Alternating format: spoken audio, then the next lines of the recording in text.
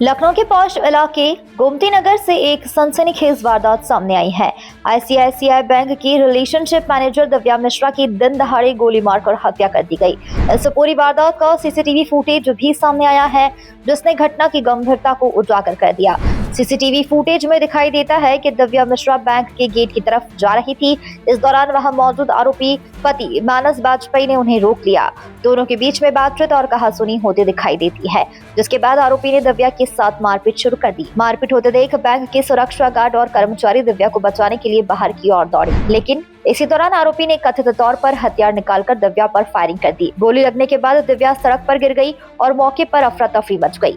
सबसे हैरान करने वाली बात यह है कि वारदात बैंक के बाहर दिन दहाड़े और लोगों की मौजूदगी में हुई। बैंक के बाहर लगे हुए सीसीटीवी कैमरे में घटना का पूरा क्रम रिकॉर्ड हो गया। दिव्या मिश्रा की बहन और पत्रकार प्रज्ञा मिश्रा ने भी सीसीटीवी फुटेज अपने सोशल मीडिया हैंडल पर साझा किए। फुटेज सामने आने के बाद मामले को लेकर कई सवाल खड़े हो गए हैं। पुलिस अब सीसीटीवी फुटेज समेत अन्य साक्ष्यों के आधार पर मामले की जांच कर रही है और घटना के पीछे की वजह का पता लगाने में जुटी है। मामले में आगे की कानूनी कार्यवाही जांच के आधार पर की जा रही है।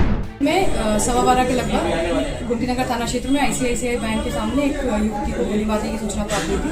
तत्काल पुलिस के द्वारा मौके पर पहुंचकर घायल जो महिला थी उनको अस्पताल पहुंचाया गया, जहां डॉक्टर के द्वारा उनको मृत घोषित कर दिया गया था।